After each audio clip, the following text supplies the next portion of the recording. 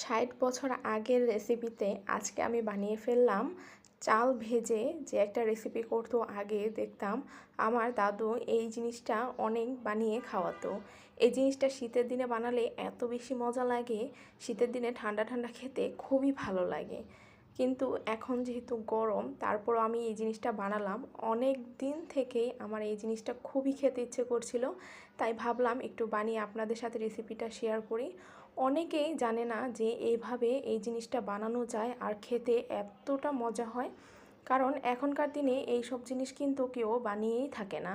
আগের দিনের যারা ছিল তারা কিন্তু এই সব জিনিস খুবই বানাতো। আমার দাদু কয়েকদিন পর পরই এই জিনিসটা বানিয়ে দিত, আমরা খেতাম, আমাদের কাছে খুবই ভালো লাগতো। তাই ভাবলাম আমিও আপনাদের সাথে একটু রেসিপিটা শেয়ার করে দিই। এখানে আমি চাল নিয়েছি, এটা ছিল একদম দেশি যে চালটা ভাতের, সেইটা নিয়েছি। মিনিকেট চাল দিয়েও হবে, আপনারা মিনিকেট চাল